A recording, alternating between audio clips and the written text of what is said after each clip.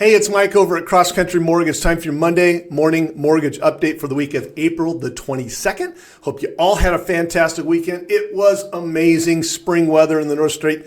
Nothing like it. Hope you got outside and enjoyed this great weather. So what happened last week? What's going to happen this week? I always try to give you insightful information so that you can go out and talk to your buyers and sellers and know what you're talking about. Answer their questions about all the fear and the unknowns and the volatility in the market. So what happened last week? Last week, rates got worse. We saw a 31 basis point sell-off, which means money flowed out of the bond market and mortgage rates went up. The week before, 80 basis point sell-off. So in the last 2 weeks, we've seen over 100 basis point sell-off. What does that mean? That means if I quoted a rate, 2 weeks ago, and there was no points, no discount points for that rate, on Friday of last week, that same rate would have been 1 point. So it would have cost more to get the same rate, or I would have increased the interest rate to get a no point rate. Hopefully that makes sense. So why did this happen? Because Fed members talked. So these Fed members that are voting members that are on the Federal Reserve said a lot of things, and it was very impactful, and the bond traders reacted. So basically, if you remember, in January, everybody was talking about 6 rate cuts. The Federal Reserve is going to cut some rates.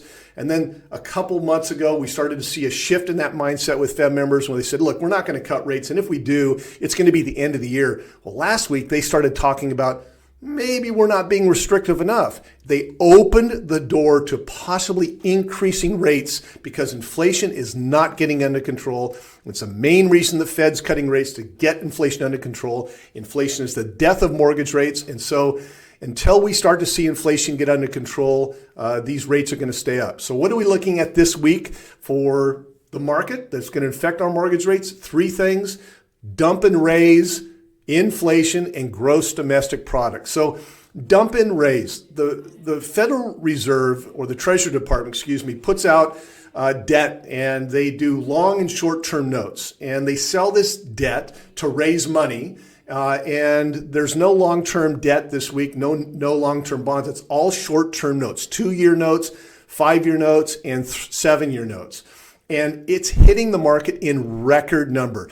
Tens of billions of dollars of this debt has to be absorbed by the investors, and it will be absorbed. We're really unknown about the demand for this. But the Treasury Department is just kicking the can down the road. This is debt that they're basically refinancing. It's kind of like if you had a credit card of $10,000 and you got a really low interest rate on that credit card, and then the rate was going to go up, so you just moved it to another credit card, and you did that for a year, and then you moved it to another credit card, moved it to another credit card. The Treasury Department's been doing this for a long time, and this debt is, every time they move this debt and put it out on the market to be reabsorbed, they're just refinancing old debt, and they're paying higher interest every time they do this. So the debt never gets paid. It's just a shell game, and this is not good for our economy. It's not good for inflation, and it's definitely not good for mortgage rates. So a lot of people don't really talk about this, or you hear it here and there. It's a big issue because we're just going into more debt, paying more money on our interest, and it's not going away. And this is a big week for that. So rates could move higher depending on the demand for that debt that's being sold. Second thing is inflation.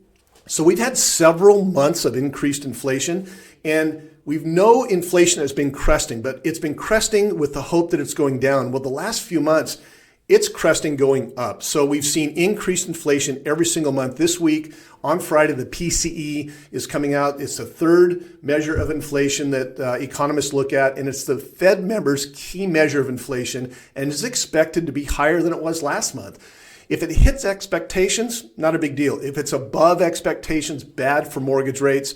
So we will be really paying a lot of attention to what's happening Friday. And this is also going to be very impactful because next week is the next FOMC, or the Fed meeting. So what happens on Friday is going to probably have a lot of impact on what the Fed members decide. Are they going to raise rates, keep them flat? Everybody expects next week the Fed to keep rates flat. So the last and final thing is gross domestic product. When we look at this number, it's how good is our economy doing? And we've had great numbers. The economy based on GDP is just humming along. Everything's going great. So we're looking at the first quarter GDP, January, February, and March's GDP number. And it's expected to be strong. Why? because the government is spending a ton of money. It's not because private industry's just humming along. There's a lot of issues with private industry, a lot of layoffs, manufacturing numbers are down. The reason we have high GDP, and we've had high GDP for the last number of quarters, is because the government is just spending money in record numbers. Is it sustainable? Is it sustainable? So we really have to look at that GDP and see how the market's going to react to it, because everybody knows it's not that it's not real, because the money's still hitting the economy, but how reliable is it? So this week we are cautiously floating, but I'm not playing with any of my clients' money. I'm locking as soon as they go into contract or as soon as they say yes to refinance.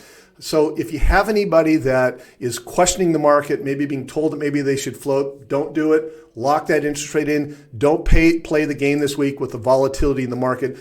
And there's more of a probability that rates are going to get worse this week than get better. If you know somebody can benefit from this video, please hit the subscribe button at the end of this video. If you have any comments, I'd love to hear them. Have a great productive week, and we'll talk to you next week. Bye-bye.